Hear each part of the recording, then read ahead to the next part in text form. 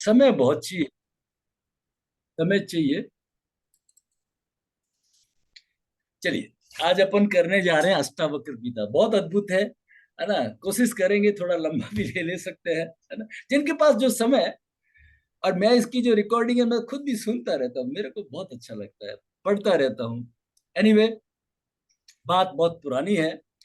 पांडव जब, पहले कथा कह देते हैं पांडव जब सर अज्ञात, रिकॉर्डिंग चालू करने का कर दिया ना सर? कर दिया क्या? हाँ। Okay okay. तो पांडव जब अज्ञातवास में थे, तो एक अचानक एक आश्रम में पहुंचे, और उनको बहुत ही पॉजिटिव रेस फील हुई। आपको भी होगी थोड़े दिनों में। आप कहीं पे भी खड़े होंगे ना, स्वर विज्ञान जब आएगा ना आपका, तो जैसे लोग कहते हैं ये प्लॉट खरीदना है, ये चीज करना है, या इस घर में जाना है, आपको जाते ही आपका स्वर इंडिकेशन दे देगा। ठीक है ना। उस जगह पे आप खड़े होंगे ना, आपका स्वर इंडिकेशन दे देगा, है ना। चंद्र आएगा तो आपको लगेगा ये क्रिएशन करेगा, ये मेरी जिंदगी में एड ऑन करेगा, ये कुछ बढ़ाएगा इस चीज को। ठीक है ना। तो नेचुरल, और पांडु तो हमसे कई गुना पहुंचे हुए थे। तो उन्होंने पूछा, भाई ये किसका आश्रम है जहां आकर के हमें बहुत ज्यादा सुकून मिल रहा है? तो बोले, आश्रम तो लोमेश लोमेश ऋषि का है, लेकिन यहाँ पे राम जी के जमाने में, राजा जनक के जमाने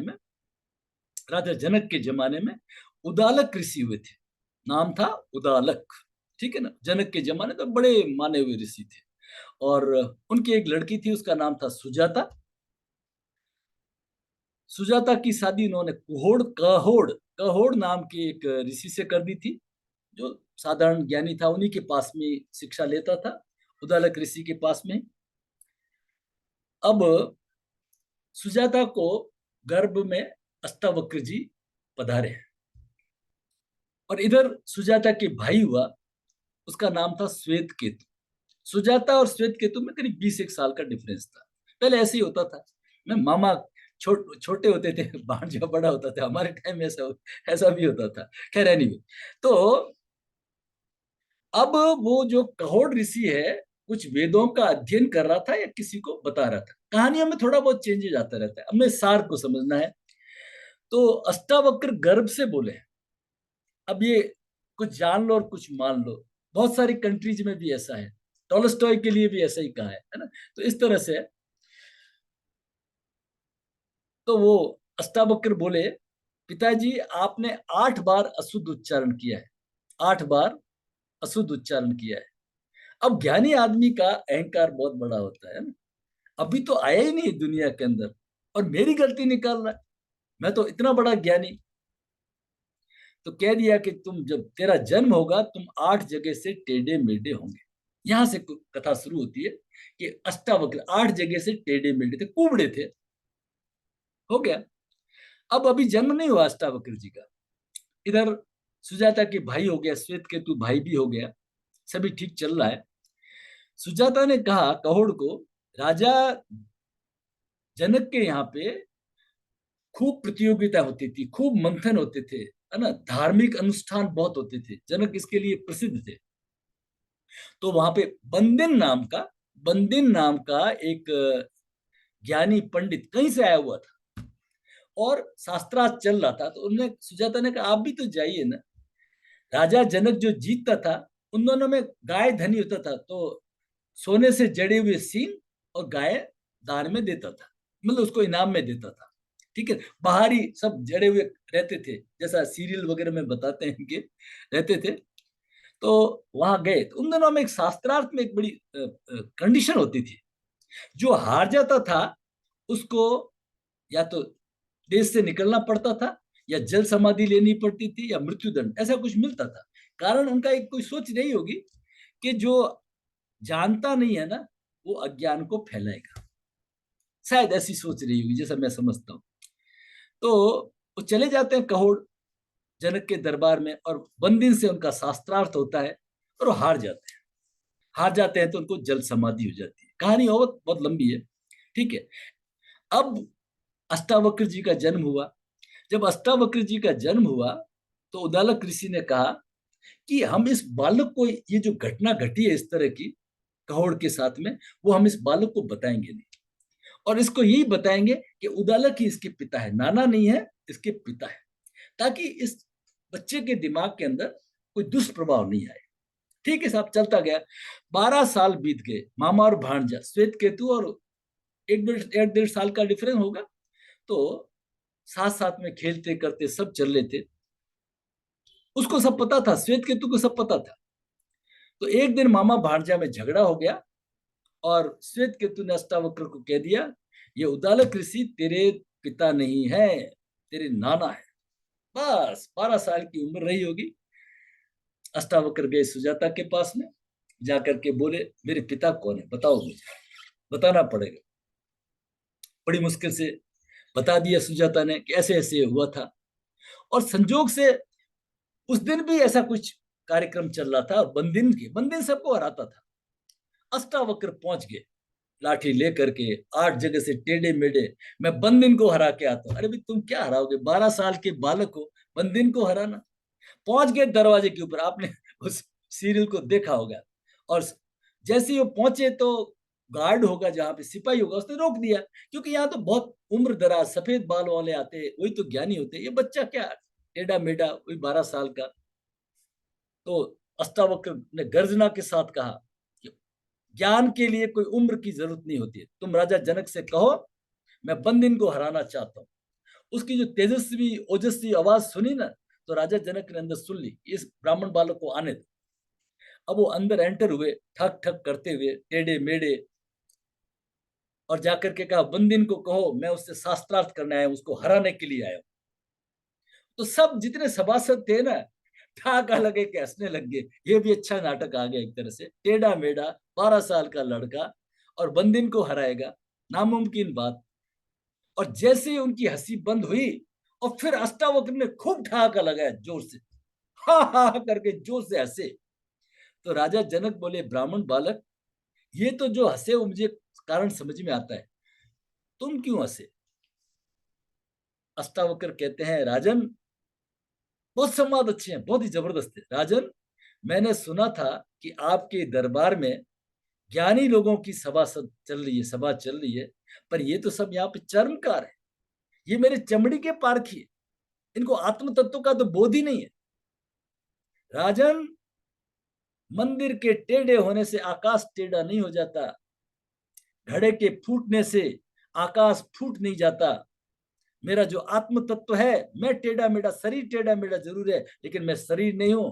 मेरा आत्म तत्व में कोई टेढ़ापन नहीं है, मैं अंदर से वैसे ही निर्मल और शांत और ज्ञान हूं। और ये बार बार जो बालक बालक कह रहे हो ना, ये छोड़ो। ज्ञान का उम्र से कोई लेना देना नहीं है, ज्ञान के लिए जरूरी नहीं कि बाल सफेद ही होने चाहिए। राजा स्तब्ध हो गया। उसने कहा, आप तो बंदिन को लाओ, मैं उससे शास्त्रार्थ करूं। अब बंदिन को कोई प्रॉब्लम ही नहीं थी, वो बड़े बड़े शेरों को हरा चुका था। हो गया, शुरू हो गया साहब। वो 2 दिन शास्त्रार्थ चला, कोई रिजल्ट नहीं है। तीसरे दिन बंदिन हार गया, और बंदिन जो ही हारा, अष्टावक्र ने कहा, बंदिन, मैं तुम्हें जल समाधि का नहीं कहता, मैं तुम्हें मुक्त करता हूं। और जैसे ही ये कहा, बंदिन की आंखों में आंसू आ गए। अष्टावक्र जी, आपने तो मेरे को मृत्यु से भी बड़ा दंड दे दिया। खैर एनीवे, ये बात चली। अब दूसरी बात जो आपने सुनी है राजा जनक की, कि राजा जनक आराम से लेटे हुए थे, और किसी मंत्री ने आके कहा कि पड़ोस के राजा ने हमला कर दिया। राजा तैयारी नहीं थी, लेकर के शस्त्र निकले, हारना पड़ा, भागना पड़ा। अब भागते भागते पहुंच रहे हैं, 3 दिन हो गए, खाने पीने को कुछ नहीं। ये कहानी पहले कह चुके हैं, है ना। खिचड़ी मिलती है खाने को, बड़ी लालसा से 3 दिन के बाद में कुछ प्लेट हाथ में लेके कर रहे हैं, और चील आकर के सब उड़ा ले जाती है। हमारे बचपन में चील बहुत होती थी, आज के बच्चों ने चील, आज की चीज गायब सी होगी। गांव में बहुत होती थी, कई बार हम चीज लेके आते थे, उड़ा देती थी, झपटा मार देती थी, बड़ा सावधानी होकर लाना पड़ता था। चीलें बहुत होती थी। अब वो भी गिर गया, और राजा जनक जोर जोर से चिल्लाए, रोए। रोते ही उनकी आंख खुल गई। सब संतरी रानी रानी सब आ गई। क्या हुआ, क्या हुआ? राजा जनक एकदम बोले, वो सच या ये सच? क्यों, वहां तो भिखारी हो गए और याचना कर रहे हैं, कुछ दे दो। तो वो खाने का प्रोग्राम खत्म हो चुका था मंदिर में, तो ज्यादा रोए किए तो उन्होंने खिचड़ी खोतर करके थोड़ी सी दे दी थी। राजा ने कहा कि वो सच या ये सच। अब इसका तो उत्तर किसी के पास में नहीं मिले, सब लोग आए। फिर लोगों को याद आया, अष्टावक्र जी को बुलाओ। अष्टावक्र जी आए, अष्टावक्र जी समझ गए। अष्टावक्र जी ने कहा, राजन, जो तुमने स्वप्न में देखा था भिखारी, ना वो सच है, और जो तुम राज्य पे बैठे हो ना अभी, ना वो सच है। अब क्या है, स्वप्न में तो 2 घंटे की फिल्म थी, उसको तो तुम नकार दोगे, और ये काफी सालों की लंबी फिल्म है, इसको तुम नकार नहीं सकते। जो दृष्टा दोनों को देख रहा था, उस भिखारी को भी देख रहा था और इस राजा को भी देख रहा है, वो सच है, वो हमेशा रहेगा, वो नित्य है ना, वो अक्षुण है, सदैव रहने वाला है, चिदानंद है, शिवानंद है, शिवोहम शिवोहम। तुम वो हो, तुम अनंत के पथिक हो। राजा को एकदम झटका लगा। राजन, अगर वो सच होता, तुम राजा सच होते, तो स्वप्न के भिखारी को कह देते, आजा महल में आके खाना खा लेना। लेकिन नहीं, न तो वो सच है, न ये सच है। राजा उनके चरणों में गिर पड़ा,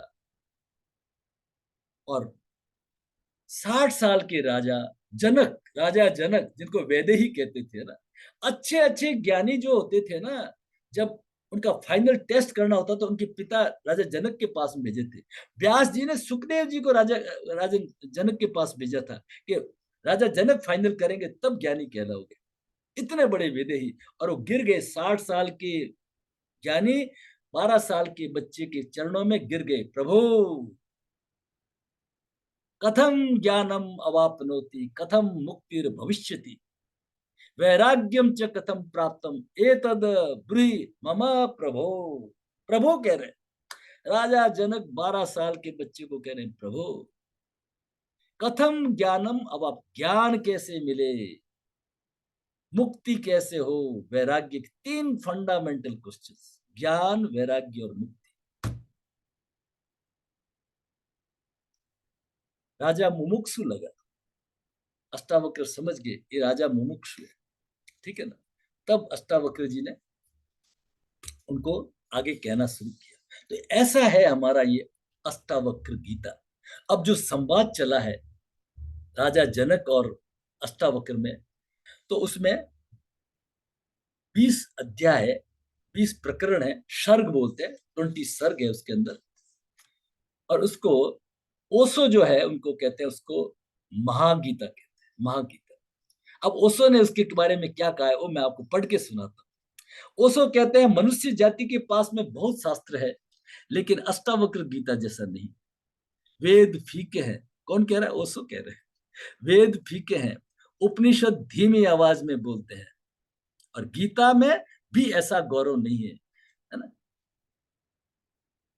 जैसा अष्टावक्र गीता में। कुछ बात ही अनूठी है। सबसे बड़ी बात तो यह है कि समाज, राजनीति और जीवन की किसी व्यवस्था का कोई प्रभाव अष्टावक्र के वचनों पर नहीं है।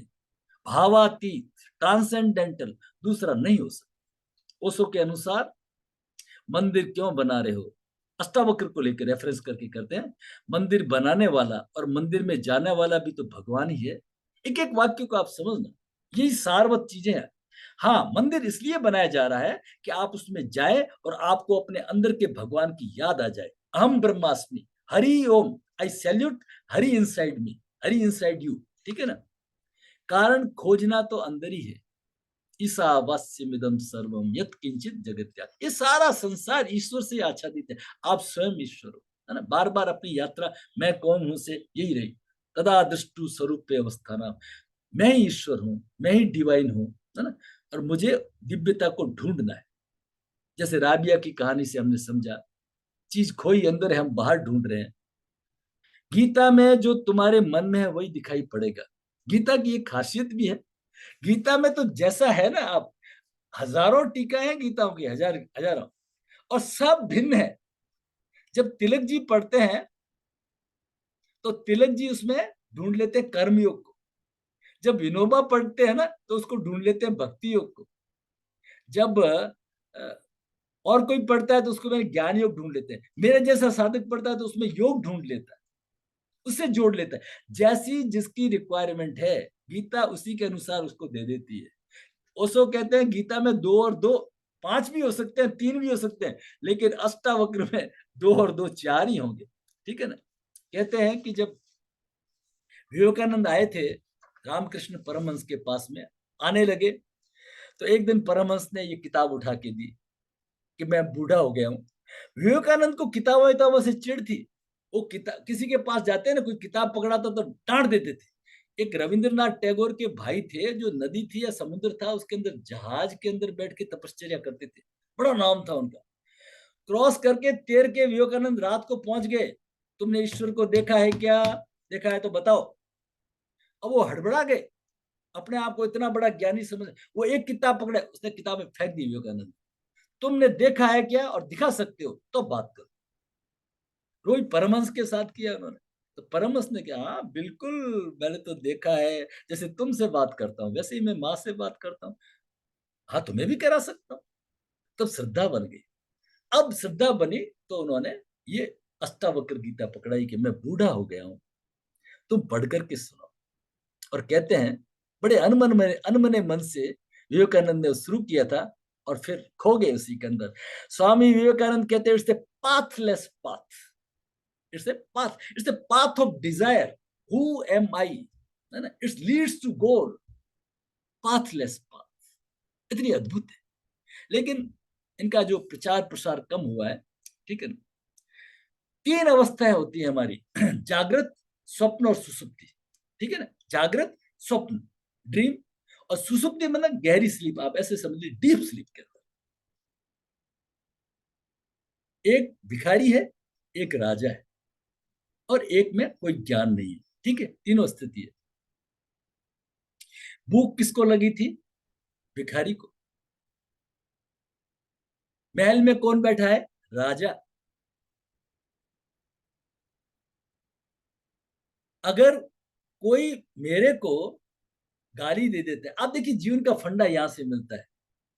किसी ने मेरे को गाली दी, किसी ने मेरे को बुरा कहा, आज से पकड़िए इस फंडा को, बड़ा मजा आएगा। तो वो मेरे जागृत अवस्था को गाली दे रहा है, मेरे को नहीं दे रहा है। किसी ने मेरी खिचड़ी उड़ा ली चील ने, मेरी नहीं उड़ाई, मेरी ड्रीम स्टेट की उड़ाई है। मैं नहीं हूं, मैं तो साक्षी हूं। ये सारे मनवंतर, सब सूर्य चंद्र तारे सब मिट जाएंगे, मैं तो रहूंगा जियरा। जाओगे हम जाने, कबीर जी कहते हैं, जियरा ए मेरे जी आत्मा, एक दिन तुम कुछ करने वाले हो। तो लोग कहते हैं इसमें कौन सी बड़ी बात है, तो सब जानते हैं। ना ना ना, जानते नहीं है। क्लिक होना पड़ेगा, और जिस दिन क्लिक हो गया, जीने का ढंग बदल जाएगा हमारा, फिर हम वो नहीं रहेंगे। क्लिक होना बाकी। राज करंते राजा जइये, धूप करंते रानी, जिय राजाओगे हम जानी। कहे कबीर एक संत न जइये, कहे कबीर एक संत न जइये, जिनके चित ठहरानी, जिय राजाओगे हम जान। योगस चित्त वृत्ति निरोध, जो ठहर गया है, स्थिर हो गया है, दृष्टा बन गया है, वो कहीं नहीं जाने वाला, ठीक है साहब। तो दो चीजें थोड़ा और नोट कर लीजिए, साध्य और साधन। जीवन में हमारे जगत गुरु शंकराचार्य बताए, साध्य और साधन। साध्य क्या है? ईश्वर। हमारे जीवन में जो साध्य क्या है? ईश्वर। और साधन क्या है? उस साध्य तक ले जाने वाले सभी मार्ग। दिन भर जब जो भी हम कार्य करते हैं ना, वो साधन है। दो कैटेगरी में बांट दिया, साध्य और साध्य क्या है? ईश्वर। तो आज से हम ये भी ध्यान करेंगे, हम साधन कर रहे हैं या साध्य कर रहे हैं, साधन कर रहे हैं या साध्य कर रहे हैं, ये कार्य कर रहे हैं साधन का है या साध्य का है। देखिए इन सब चीजों से क्या मंथन बनता है, बड़ा अद्भुत लगेगा। हम दिन भर साधन साधन साधन में लगे, साध्य की तरफ कब आएंगे? शो हम याद आएगा आपको, वो ले जाएगा आपको साध्य की तरफ, ठीक है ना। तो ये दो टर्म है। अब मैं आपको उसका हिंदी जो अनुवाद पद्य जो आपको भेजा है, अगर आपने प्रिंट करा लिया है तो मैं फटाफट फटाफट उसको पढ़ करके सुना देता हूं। आप प्रथम प्रकरण जो है उसका 1 2 4 7 पहले 4 श्लोक लेंगे पहले की, ठीक है ना। क्योंकि ये इसी के अंदर ही राजा जनक को ज्ञान हो गया, इतने में ही ज्ञान हो गया, है ना। तो पहला है जो मैंने अभी पढ़ा है, कथम ज्ञानम अवापनोति, कथम मुक्तिर भविष्यति, वैराग्यम च कथम प्राप्तम, एतद ब्रूहि प्रभो। प्रभो बताइए, तो उसका पद्य बोलते हैं। मैं गा करके अच्छे पद्य। पूछा जनक ने ज्ञान कैसे प्राप्त करता नर कहो, किस भांति होगी मुक्ति भी वैराग्य कैसे प्राप्त हो। स्वामी मुझे समझाइए है साध्य साधन ये सभी अधिकारी उत्तम, जान अष्टावक्र जी बोले तभी। क्या चीजें पूछ रहे हैं राजा जनक, है ना? कैसे वैराग्य हो, कैसे मुक्ति हो, कैसे ज्ञान। ज्ञान का मतलब क्या है? सारे दुखों का कारण अज्ञान है। महात्मा बुद्ध ने तो एक चीज ही पकड़ ली, सारे दुखों का कारण अज्ञान है। ज्ञान कथम ज्ञानम अवाप्नोति, कथम मुक्ति, लिबरेट कैसे होंगे। लिबरेट होने के लिए हमने प्रत्याहार वगैरह ये सब चीजें समझी, ठीक है ना, कि कैसे हम मुक्ति के। और वैराग्य का मतलब क्या है? हमारे दो छोर है, एक हमारा अंदर का छोर है, संसार का छोर है, हमारी इंद्रियों का छोर है, मन का छोर है, और दूसरा छोर ईश्वर का। ये दो एंड है हमारे। जब हम इस शरीर से, इससे हम हटते हैं, संसार से हटते हैं और ईश्वर की तरफ जाते हैं, तो इसको कहते हैं वैराग्य। ईश्वर तत्व की तरफ जाना, ईश्वर की तरफ जाना, ये कहलाता है वैराग्य। संसार से धीरे धीरे समेटते रहो, कछुए की तरह सबको समेटते रहो, प्रत्याहार की तरह अपने इंद्रियों को अंदर ला करके, समझा के, बुझा के, अपने भ्रू मध्य में अवस्थित करके रिलैक्स करते रहो उसको, ठीक है ना। कि अब बस बहुत हो गया, सने सने ऊपर में बुद्धिया धरती ग्रहत्या, आनंद से, ठीक है ना। और फिर आप वैराग्य। तो तीन चीजें कैसे मिलेगी? और हम जब जाते हैं ना किसी के पास में, हम क्या बोलते हैं, भाई हमारी नौकरी कब लगेगी, मेरे को पैसा वाला कब मिलूंगा, है ना, कब शादी होगी, बच्चों का कब होगा, उसका कब होगा, ये कब होगा। हम संसार की चीजें मांगते हैं। या राजा जनक मुमुक्षु है, मुक्ति, वैराग्य और ज्ञान, ये तीन चीजें उन्होंने मांगी। तो दूसरे श्लोक में कहते हैं, जो हमने अभी तक प्रत्याहार वगैरह पढ़ा है वही बातें हैं, ठीक है। यदि चाहते हो मुक्ति प्रिय विष सम, विषय सब परिहरो, सम दम तितिक्षा यम नियम साधन सुधा सेवन करो। वही चीजें हैं, यम और नियम, है ना। समदम, समदम का मतलब है प्रत्याहार। सम और दम मिलके क्या बन गया? प्रत्याहार। इंद्रिय निग्रह, इंद्रिय निग्रह करते जाओ। तितिक्षा मन तपश्चर्या, सम दम तितिक्षा यम नियम साधन सुधा सेवन करो। साधन सुधा, साधन और सुधा साध्य, इन दोनों का दिन भर ध्यान रखते रहो। मैं जो कार्य कर रहा हूं वो साध्य की तरफ है या साधना का कार्य है, दोनों में करते रहो। श्लोक नंबर ये चौथा है, यदि देह को कर के पृथक तुम आत्मनिष्ठा पाओगे, सुखमय अभी बस बंधन मुक्त हो जाओगे। अधुनेव, इसका जो संस्कृत वर्षन है ना वो बहुत अच्छा है। अधुनेव, तुरंत तुरंत हो जाओगे भाई, टाइम ही नहीं लगेगा। यदि देह, यदि देहम पृथक कृत्य चित्ती विश्राम तिष्ठति तिष्ठति।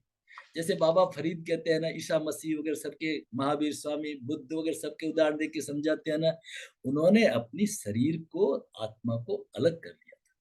और वही पतंजलि जो 25वें श्लोक में कहते हैं, जब ये आदमी को ये भान हो जाता है कि मैं ये शरीर नहीं हूं, ये माया का जो आवरण है ना जब हट जाता है, अपने आप को जब दृष्टा समझ लेता है ना, और उसी दिव्यत्व को प्राप्त करना होता है, ठीक है ना।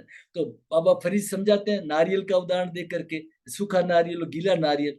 तो हम लोगों ने अपनी आत्मा को, इस माया, इसको कहते हैं माया, शरीर को एक कर रखा है। जैसे शरीर पे चोट होती है, आत्मा पे चोट, और उन्होंने एक सूखे नारियल की तरह, आत्मा अलग और शरीर अलग, पृथक। और ईसा मसीह के सूली और खून बह रहा है, सूलियों पे, सूली से गाड़ दिया है, और कह रहे हैं हे प्रभु ये नहीं जानते, इनको माफ कर देना। ऐसा कुछ कल्पना तो करिए ना, ऐसा कुछ संभव है क्या कि हमारे कील भी चुबो दे और हम कह देते इसको माफ कर दो? सवाल ही नहीं। तो ये क्यों हुआ? कि वो अपनी देह को देख रहे हैं, वो साक्षी है, वो अलग है। अपनी मृत्यु को देख रहे हैं, अपनी मृत्यु को सुकरात देख रहे हैं, जहर पी रहे हैं, अपनी मृत्यु को देख रहे हैं। अब जा रहा है, शरीर जा रहा है। तो जब ये चौथा श्लोक आया, अधुनेव यदि देह को करके पृथक तुम आत्मनिष्ठा पाओगे, है ना? सुखमय अभी बस, इसका शब्द इन्होंने बहुत अच्छा लिया, अधुनेव, अधुनेव सुखी शांत बंधन मुक्त भविष्य से, तुरंत, स्पॉन्टेनियस, स्पॉन्टेनियस, एक क्षण भी देर नहीं लगेगा। अगर आप साक्षी बन गए, शरीर अलग आत्मा अलग, मैं तो दृष्टा हूं, मैं तो अनंत का पथिक हूं। जैसे अपने कई एग्जाम्पल से कि आंखें बंद करके हमने अपने जीवन की यात्रा को देखा। मैं बचपन में छोटा बड़ा, primary, middle, secondary, higher secondary school, college, सब में अपने अपने को देख रहा हूँ। लेकिन मैं तो वैसा को वैसा, है ना?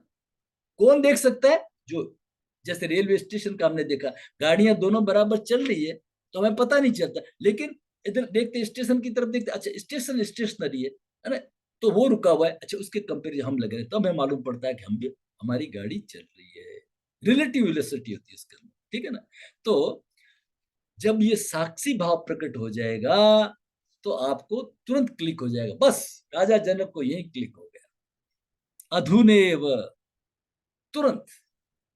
फिर 7वें श्लोक में, वो एक दृष्टा सर्व के तुम मुक्त प्राय, नित्य ही दृष्टा पृथक तुम, देखते बंधन तुम्हारा है यही। तुम अपने आप को एक जोड़ करके रखा हुआ है, यही तुम्हारा बंधन है। तुम साक्षी हो, साक्षी हूं मैं देह नहीं, मिल गयो हीरो मिट गयो फेरो, मिल गयो हीरो, दया नम्रता मुझ में व्यापत, मिल गयो हीरो मिट गयो, ये हीरा मिल गया उनको। और राजा जनक तो बिल्कुल ध्यान में उतर गए, ज्ञान में उतर गए, फिनिश यही। अब प्रश्न ये उठता है कि राजा जनक, अभी हमें तो कुछ हुआ ही नहीं उनको, राजा जनक की भूमि पहले से ही फर्टाइल थी, राजा जनक वैदेही थे, बस ये किसी ने क्लिक नहीं कराया था कि आप साक्षी हो, आप ये शरीर नहीं हो। एक गहराई से क्लिक नहीं होता, जैसे कबीर जी कहते हैं, जिएरा जाएंगे जाओगे हम जाने, क्लिक नहीं है। जब क्लिक हो जाएगा ना तो जीने का ढंग बदल जाएगा। कहते हैं जो राजा जनक के समय में एक बहुत बड़े ज्ञानी हुए थे, तो उनके यहाँ पे जो अपने कथा होती थी जब उनकी, तो बड़े बड़े राजा महाराजा सब नीचे बैठते और बड़े बड़े ध्यानी ज्ञानी ऋषि मुनि, याज्ञवल्क्य उनका नाम था, याज्ञवल्क्य। और सब राजा उनको बहुत धन धान्य से संपूर्ण रखते थे, बहुत बड़ा मान था, याज्ञवल्क्य का बहुत बड़ा मान था, राजा उनके चरणों में रहते थे। उन राजाओं से ज्यादा संपत्ति याज्ञवल्क्य के पास में थी। बड़ी कहानी भी आती है, मैत्री और कात्यायनी दो रानियां होती है उनकी। एक दिन याज्ञवल्क्य कह देते हैं कि भाई मैं छोड़ के जा रहा हूँ संन्यास के अंदर, और आप दोनों हो, आप अपना बंटवारा कर लो। तो कात्यायनी गृहस्थी होती है, तो खुश हो जाती है, ठीक है आधी प्रॉपर्टी ले लेंगे। मैत्रेयी बहुत समझदार होती है, वो बोले मेरा पति तो विश्व का सबसे बड़ा ज्ञानी आदमी है, और कुछ छोड़ करके जा रहा है तो इसका मतलब इसको बहुत ऊंचा मिलने वाला है, तभी ये छोड़ के जा रहा है। जहां पे भी जा रहा है ना, तो इससे ज्यादा मिल रहा है तभी छोड़ रहा है, नहीं तो ये कोई मूर्ख नहीं है। और मैत्री साथ में जाती है उनके, वो भी तपस्या। तो ऐसी कई कहानियां हैं। तो याज्ञवल्क्य की जो कथा चलती थी, उसमें याज्ञवल्क्य क्या है कि जनक जी से पूछते थे बार बार, क्यों महाराज जी ठीक बोल रहे हैं, आगे चल रहा है। तो वहां पे कई प्रकांड विद्वान बैठते थे, ऋषि बैठते थे, वो बोलते क्या राजा जनक को बार बार महत्व देते हैं याज्ञवल्क्य, हमारे बराबर थोड़ी है राजा जी। एक दिन वो ऑब्जेक्शन कर लेते हैं, याज्ञवल्क्य को कह देते हैं कि ये गुरुजी सही नहीं है, इतना एक राजा को आप महत्व दे देते हो। याज्ञवल्क्य जी कहते हैं उत्तर दूंगा, मैं समय आने पे आपको इसका उत्तर दूंगा। तो एक दिन क्या हुआ, कथा चल रही थी और कोई आया, मंत्री आया, राजा के कुछ कान में कहा, राजा ने हल्के से कुछ बोला और वो मंत्री चला गया। कथा समाप्त हुई। याज्ञवल्क्य जी बोले महाराज जी आज क्या बात होगी? बोले महल में आग लग गई, ये मंत्री बताने आया था, मैंने कहा वहां पे लोग हैं, आप लोग तैयारी करो, बचाव करो, और ये मेरी कुछ चीजें हैं तो उसको थोड़ा अलग कर दो बस, और कुछ है। अब मैं थोड़ी जाके क्या करूंगा वहां पे, मैं उस महल के जलने के पीछे मैं अपना वर्तमान क्यों जला लूं? मैं अपनी कथा को कैसे छोड़ सकता हूं? वो तो जल रहा है तो उसके लिए आदमी, और इनकी ड्यूटी है इन्फॉर्म करने की, इमरजेंसी इन्फॉर्मेशन उन्होंने दे दी, फिनिश, बात खत्म हो गई। कुछ दिनों बाद क्या हुआ, कथा चल रही है और एक एक जो ऋषि है, स्वामी है, उठ उठ करके बाहर जा रहे हैं, एक एक करके बाहर जा रहे, आ रहे, बाहर जा, पूरी कथा को डिस्टर्ब कर दिया। कथा समाप्त हुई, याज्ञवल्क्य जी ने पूछा, भाई आज क्या बात हो गई थी? कि प्रभु आज हमारी क्या बाहर बारिश शुरू हो गई और हमने अपनी लंगोट बाहर सुखा रखी थी। उनके पास में क्या था? कोपिन।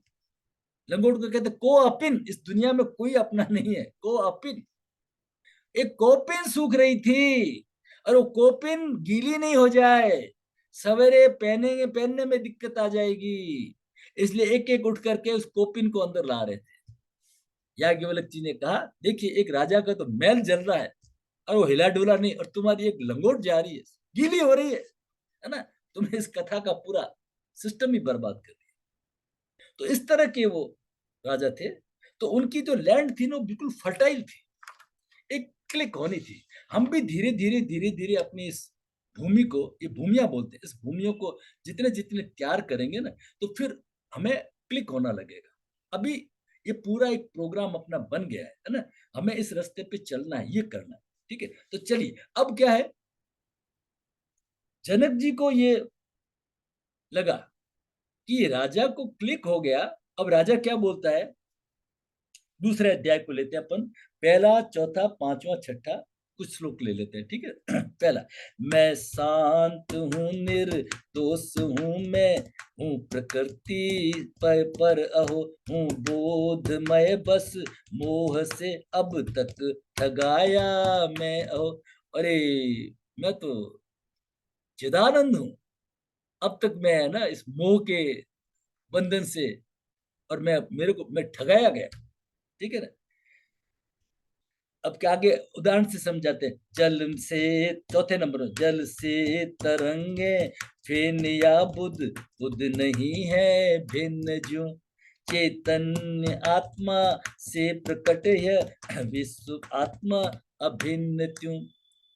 मुझे मेरी मस्ती कहाँ लेके आई, ये सागर, ये लहरें, ये फैन, ये बुदबुदे कल्पित है, कल्पित है, जल के सिवा कुछ नहीं, मुझे मेरी मस्ती कहाँ लेके आई।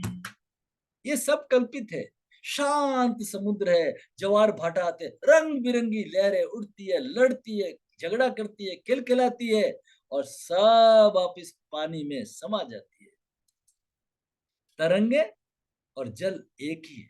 फैन, बुदबुदे, तरंगे अलग अलग दिखती है, भाषित होती है, पर मूल में क्या है? मूल में जल है। अलग अलग घड़े हैं, कोई भांडा है, कोई चिलम है, कोई परात है, कोई प्लेट है, कोई कटोरा है, कोई लोटा है, मिट्टी के हैं सब, भिन्न भिन्न, लेकिन मूल में क्या है? मिट्टी, और फिर मिट्टी का पुतला मिट्टी में मिल जाता है। जैसे गहने हैं सोने के, कोई नथनी है, कोई टीका है, कोई हार है, कोई क्या है, कोई अलग है, कोई बाजूबंद है, अलग अलग अलग अलग है। मूल में क्या है? मूल में सोना है। भिन्न भिन्न दिखते हैं, है ना, भाषित होते हैं, है नहीं।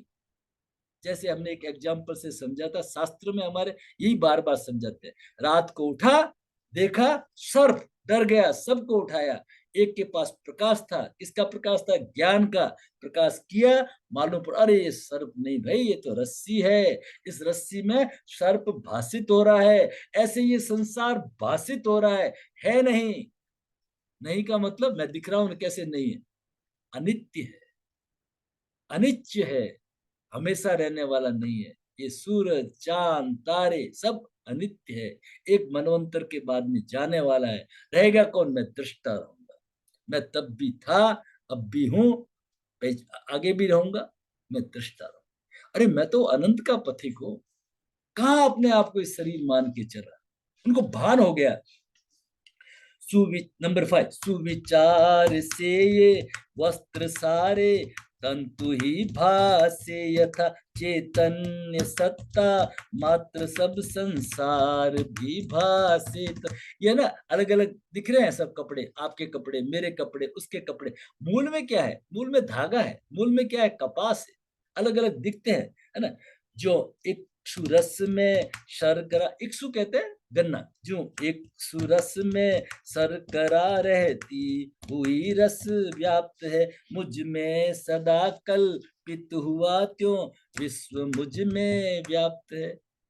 गन्ने में रस होता है, दिखता नहीं है। तपश्चर्या करता है, गन्ना जब पिलता है ना तब दिखता है ना। ऐसे ही हमारा में ईश्वर तत्व है, ठीक है ना। तपश्चर्या करेंगे ना तब प्रकट होगा, ठीक है ना। नंबर 9, कल्पित जगत मुझ में अहो अज्ञान से भासे यथा, रवि किरण में जल रज्जु में अहि रजत सीपी में तथा।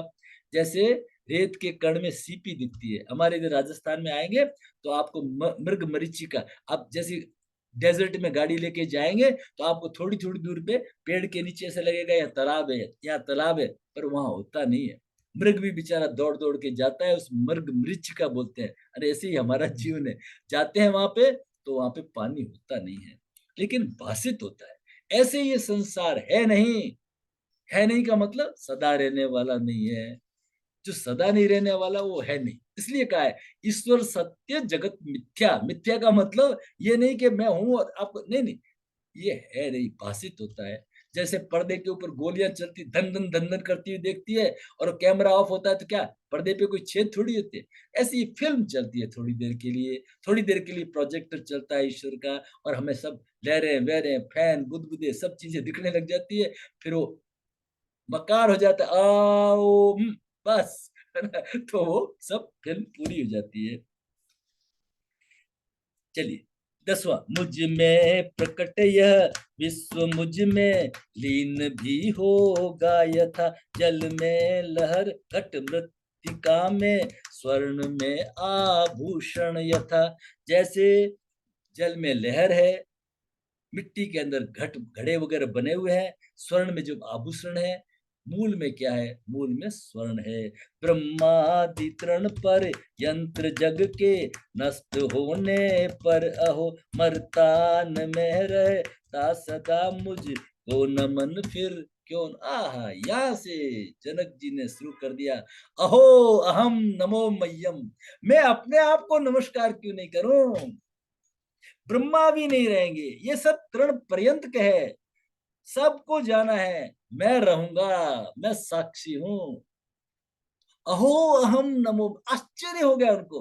फिर मैं अपने आप को अब बस बार बार यही श्लोक है, अहो अहम नमो मह्यम, अहो अहम नमो मह्यम। मैं अपने आप को क्यों नहीं नमस्कार करूं? अहो अहम नमो मह्यम।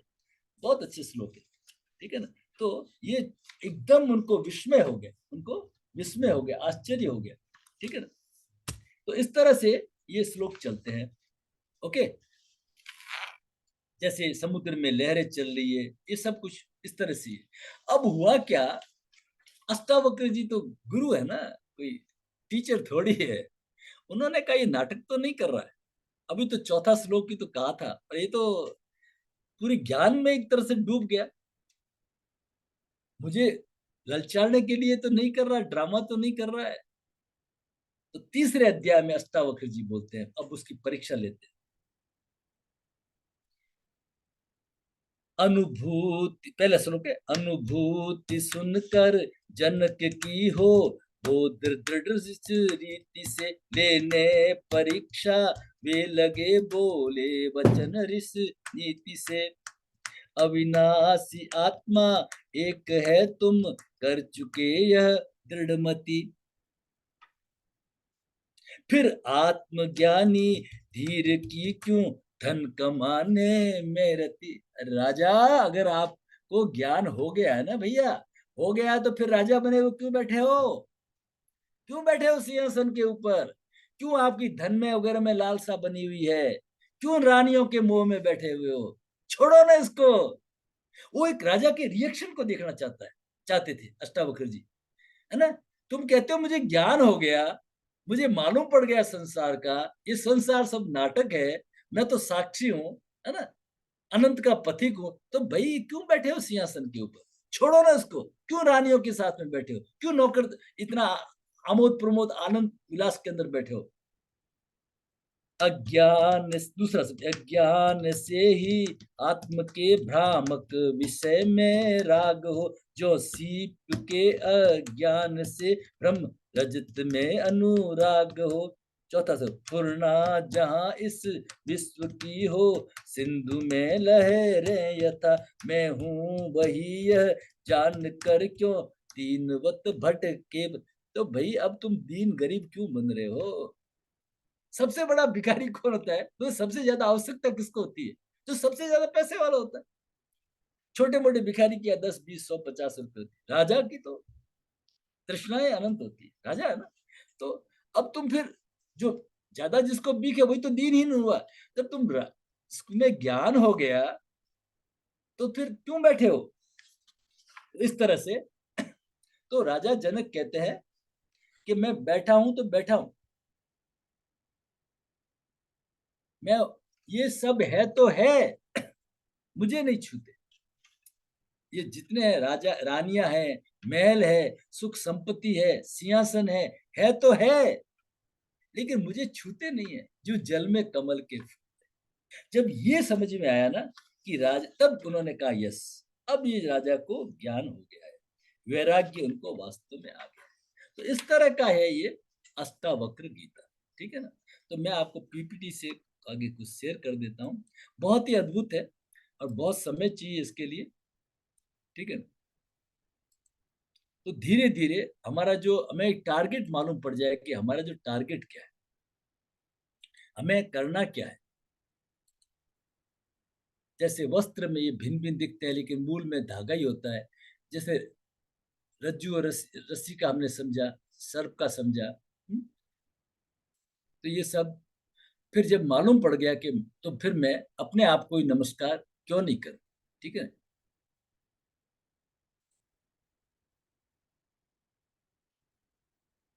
अब आगे अपन चलते हैं। अहो मुझ अपार समुद्र में जब चित्त वायु चल पड़े, तत्क्षण भुवन कलोलमय जग दृश्य हो जाते खड़े। वर्तमान जो है हमारा, वो है हमारा पर्दा है। सिनेमा का जैसे पर्दा होता है, वो पर्दा है। हमने पास्ट की इसमें क्या है, फिल्म चढ़ा लेते हैं, विचार। वो कैमरा हमारा कौन सा है, प्रोजेक्टर क्या है, हमारा मन है, और उसके अंदर विचारों की फिल्म चढ़ती रहती है। ऊर्जा शरीर की, और पर्दा हमारी आत्मा है, उस पर फिल्म चलाते हैं, गोलियां चलती है, लेकिन पर्दा तटस्थ रहता है, पर्दे पे कोई गोली नहीं लगती। तो मैं वो आत्म तत्व। ठीक है। तब ये जब उनको मालूम होता है तो अहो अहम नमो मयि, जब मालूम पड़ जाता है, अब राजा को अनुभव हो गया, तब वो आगे बढ़ते हैं।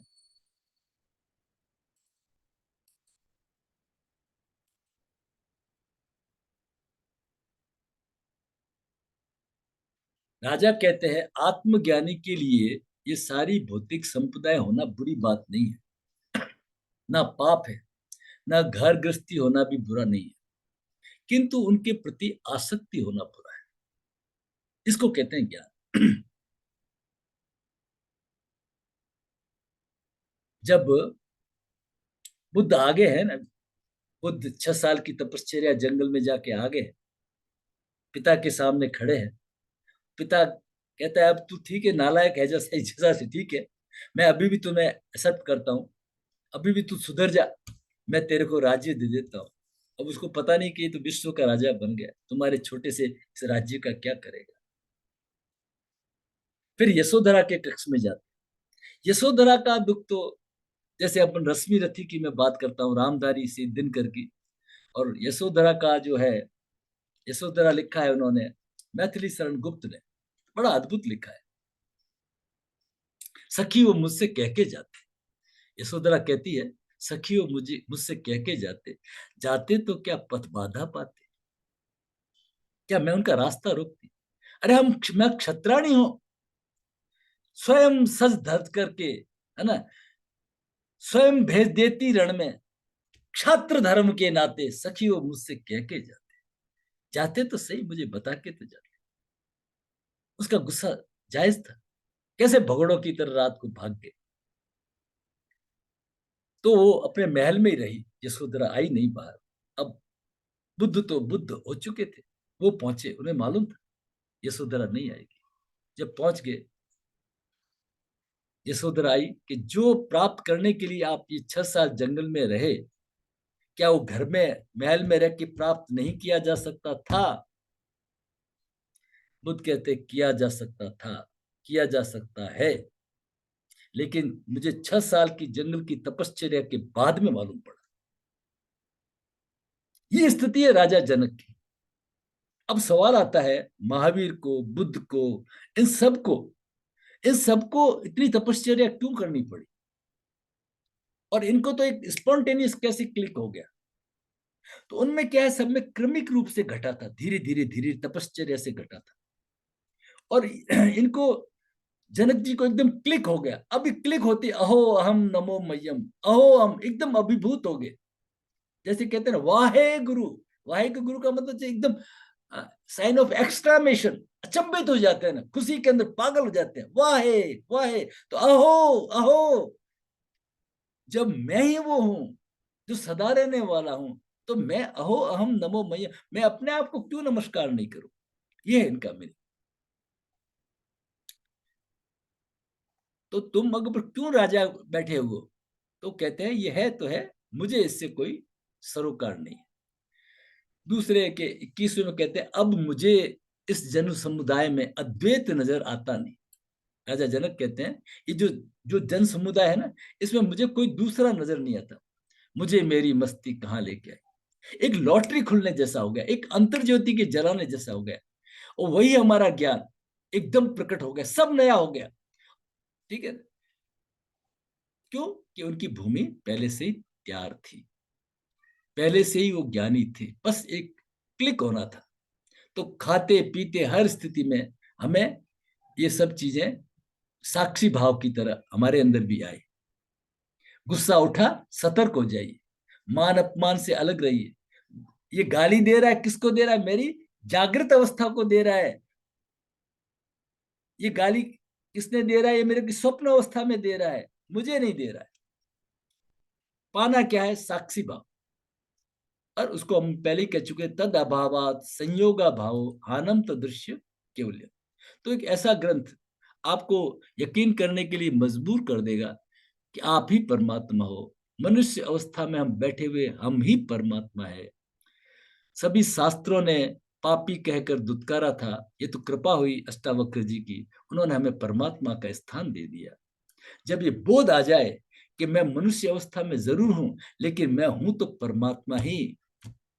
जैसे स्वामी विवेकानंद एक कहानी कहते हैं, बच्चों को बार बार कहते हैं कि एक बार शेर का छोटा बच्चा था, भटक गया, मतलब शेर शेरनी कहीं चले गए दूर, और वो भेड़ों के झुंड में आ गया। अब भेड़ों ने उसका पालन किया, और अब वो भेड़ों की तरह बोलता, मी मी मी करता रहता, भेड़ों की तरह चलता रहता। एक दिन क्या हुआ, जो थोड़ा बड़ा हुआ, तो कोई एक शेर आया, बूढ़ा शेर, उसने दहाड़ लगाई, तो सब भेड़े भाग गई, और ये वहां खड़ा हो गया और मी कर रहा है। उस शेर ने उसको देख लिया, अरे ये शेर का बच्चा है और भेड़ियों के झुंड के अंदर। और उसको कहा, देख, तुम पकड़ा उसको, देख मेरे को, तू शेर है। वो मी करे, कि तू दहाड़ लगा, वो फिर मी करे। उसने उसकी गर्दन पकड़ी और ले गया तालाब के किनारे, देख इस पानी के अंदर। और जैसे ही उसने, बच्चे ने देखा, अरे मैं तो शेर हूं, और फिर उसने भी दहाड़ लगाई।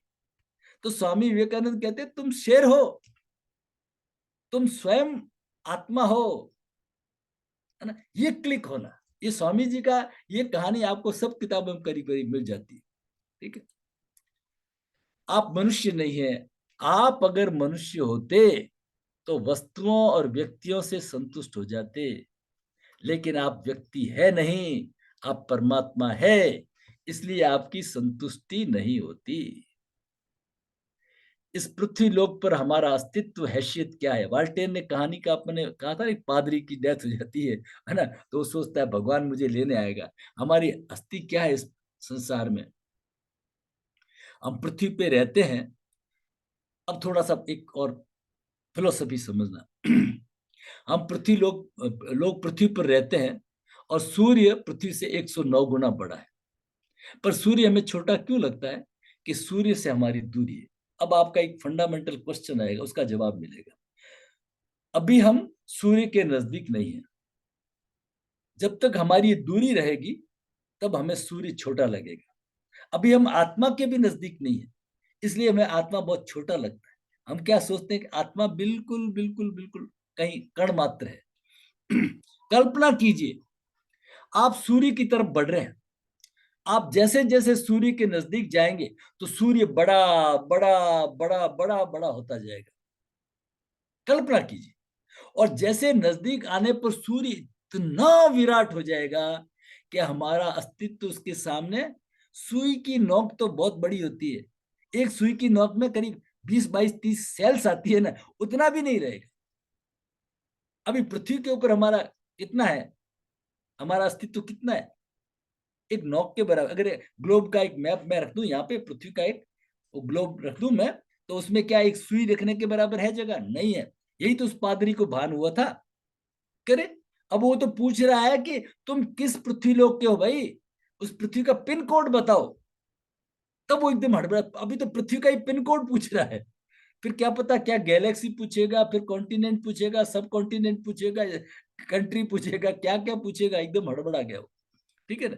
तो जैसे जैसे हम सूर्य के सामने जाएंगे तो सूर्य इतना विराट हो जाएगा और हम सब नगण्य हो जाएंगे।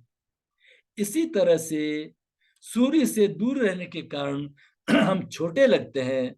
ठीक उसी तरह हम लोगों की अज्ञानता के कारण ये आत्मा छोटी सी लगती है। हम उससे दूर मानते हैं। हमें लगता है कि आत्मा ये शरीर जैसा ही होगा, कोई छोटा सा होगा। इस शरीर के अंदर ही तो आत्मा है, तो इस शरीर से छोटी होगी। अभी हमें आत्मा छोटी लग रही है क्योंकि हम आत्मा से दूरी पर जो है। और जैसे जैसे हम आत्मा के नजदीक जाएंगे, जैसे जैसे हम निराश, और आत्मा इतनी विराट विराट विराट, सूर्य से भी बड़ी हो सकती है वो। और हम उसके सामने शून्य, नेग्लिजिबल होने लगेंगे, बहुत छोटे लगने लगेंगे। और ये आत्मा सर्वत्र सर्वव्यापक, omnipotent, omni present, everywhere everywhere मालूम होने लगेगी। तब आएगा वसुधैव कुटुंबकम यत्र विश्व भवति एक नीड़। अभी शब्दों में ही आ रहा है। तब आएगा जब हमें आत्मदर्शन हो जाएगा। समझे इस आत्मदर्शन का मतलब? तब विराटता आएगी। अभी अभी तो हर झगड़ा कराने वाला पॉलिटिकल पार्टी वाला वो भी यही बोलता है, और अंदर जाके बोलता है कि ये अलग ये अलग, ये कौम अलग ये अलग, मेरे को वोट देने वाले अलग, मेरे कांग्रेस को देने वाले, बीजेपी को देने अलग, है ना, शब्दों में। आत्मज्ञान होने पे क्या होगा? आत्मज्ञान होने के ऊपर उस मालूम पड़ेगा, उसकी विराटता को मालूम पड़ेगा। और उसके सामने हमारा जो शरीर है क्षुद्र रूप हो जाएगा। जितना बड़ा अहंकार उतनी छोटी आत्मा। अब फंडामेंटल को समझिए, क्यों अहंकार को गिराना पड़ता है। ये अहंकार ने इसको, आत्मा को एक छोटा सा बना लिया, तुच्छ सा बना लिया। नहीं, अहंकार भी तो बहुत बड़ी। अहंकार क्या मतलब? अहम का आकार हम नहीं बनाया, मैं आरसी शर्मा, मैं फलाना, मैं तो इतना, अरे अरे क्या है। ठीक है ना। तो जैसे जैसे अहंकार घटेगा, जैसे जैसे अहंकार घुलेगा, आत्मा का आकार बड़ा होता जाएगा। आत्मा का, दे आर इनवर्सली प्रोपोर्शनल। अहंकार कम, आत्मा बड़ी, अहंकार कम, आत्मा बड़ी, अहंकार कम। जैसे हनुमान जी महाराज ने जो जो सुरसा बदन बढ़ावा, है ना, वो उतना उतना उतना बड़ा रूप उसका होता जाएगा, विराट होता जाएगा। और जब अहंकार टूटेगा, निष्काम प्रेम घटित होगा, और सब में आत्मा वो आच्छादित हो जाएगा। सब में वही नजर आएगा। उसका मीनिंग आप समझे? सब में वो नजर कैसे आता है? वो उसी आत्मा के तो कण है। ईशावास्यमिदं सर्वं यत्किंचित जगत्याम जगत तेन तिक्तेन भुंजिता मां घृतकस्य सिद्धनम। सब कुछ ईश्वर से आच्छादित है, चाहे वो लिविंग है चाहे नॉन लिविंग, चर और अचर, एवरीथिंग एवरीथिंग। यो माम पश्यन्ति सर्वत्र सर्वम च मयि पश्यति। जो मुझको सब जगह देखता है और सब में मुझको देखता है, वो विराटता आएगी आपको जब आपका अहंकार खत्म होने लगेगा। चिदानंद रूप शिवोहम शिवोहम। सूर्य के निकट जाएंगे तो हम सब पिघल जाएंगे। जैसे जैसे हम परमात्मा के नजदीक जाएंगे, हमारा अस्तित्व शून्य होने लग जाएगा। जैसे नमक की पुतली समुद्र की गहराई को नापने के लिए समुद्र में गई और आज तक लौट के नहीं आई। आई क्या? कोई नहीं आई। ठीक है ना? समुद्र हो गई, परमात्मा रह जाता है, आज तक वापस नहीं आई। इस परमात्मा को खोज पाना, उसको कहते हैं मुक्ति। उसका नाम है मुक्ति, लिबरेशन। तो राजा जनक के 3 प्रश्न थे, ज्ञान, वैराग्य और मुक्ति। ये कब मिलेंगे? जब बीज गलेगा तभी वृक्ष होगा।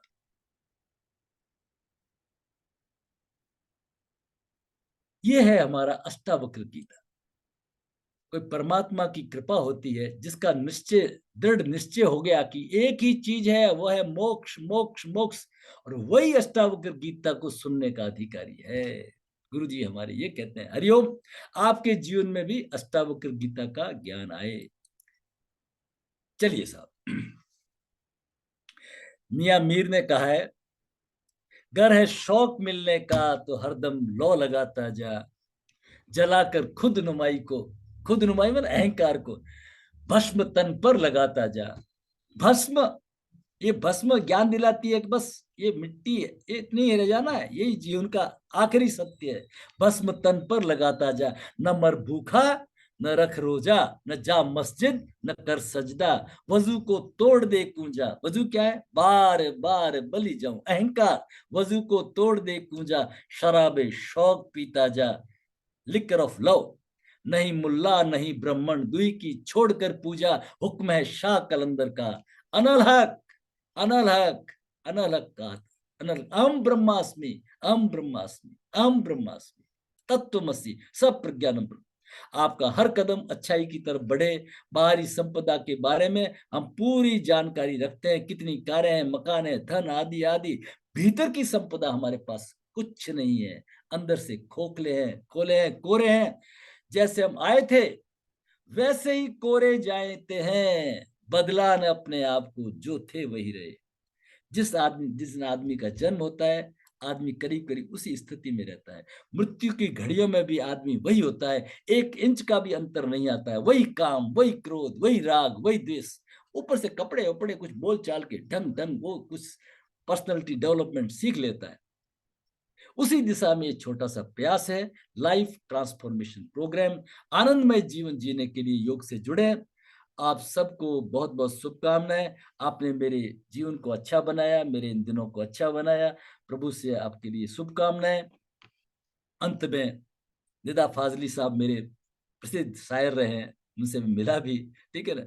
सफर में धूप तो होगी, जो चल सको तो चलो। भाई कभी ठंडी पड़ेगी, कभी गर्मी आएगी, कभी सर्दी आएगी, कभी शादी होगी, कभी फंक्शन होगी, काम तो होते रहेंगे। सफर में धूप तो होगी, जो चल सको तो चलो। सभी है भीड़ में, तुम भी निकल सको तो चलो। किसी के वास्ते राहें कहाँ बदलती है, किसी के वास्ते राहें कहाँ बदलती है। जो अपने आप को बदल सको तो चलो। सफर में धूप तो होगी, जो चल सको तो चलो। आप सबके लिए बहुत बहुत मंगल कामनाएं और बहुत बहुत धन्यवाद। इस तरह से अपन जुड़े रहेंगे। आप सबका बहुत बहुत आभार। हरिओम। कोई प्रश्न है तो अपन रख लेते हैं। मैं इसको अभी रिकॉर्डिंग थोड़ा स्टॉप कर देता हूं।